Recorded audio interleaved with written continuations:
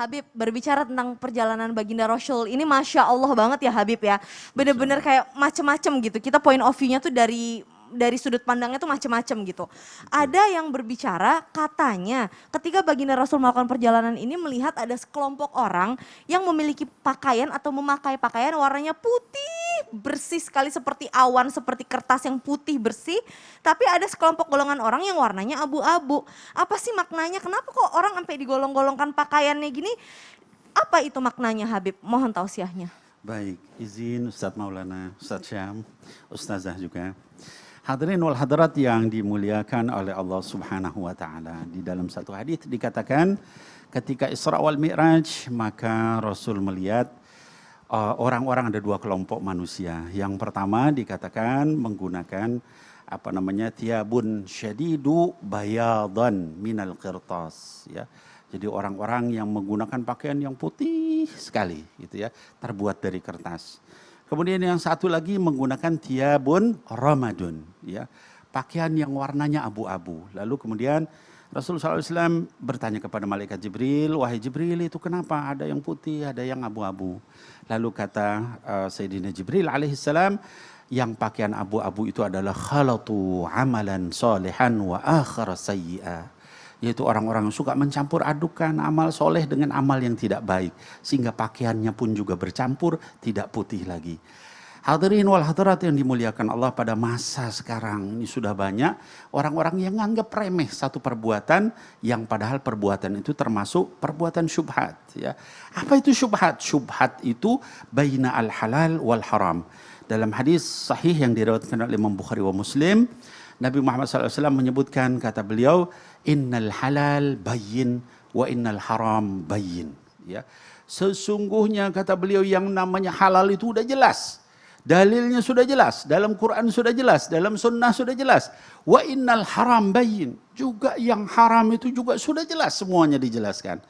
Kemudian kata baginda Rasul SAW, bainahuma umurun mushtabihat la ya'lamuhunna katsirun minan nas, ya. Di antara keduanya itu ada yang syubhat, ya. Mayoritas orang enggak tahu ini sebenarnya termasuk yang mana.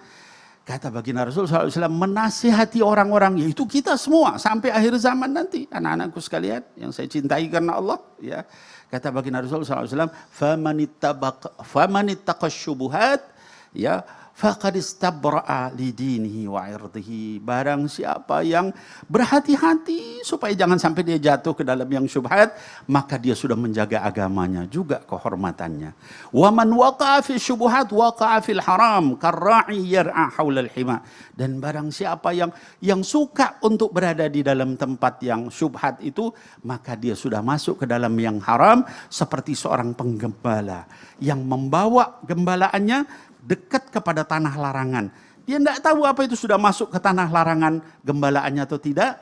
Maka kata baginda Rasul sallallahu alaihi wasallam, takutlah bahwa sesungguhnya inna likulli malakin hima. Setiap raja itu ada tanah larangan. Wa inna himallah maharimuhu. Dan apa yang merupakan tanah larangan Allah adalah apa yang diharamkan oleh Allah. Ala wa inna fil jasadi mudghah idza salahat salahal jasadu kulluhu wa idza fasadat fasadal jasadu kulluhu ala wahyal qalb, rawahul Bukhari wa Muslim. Ingat, setiap manusia itu ada segumpal daging di dalam dirinya.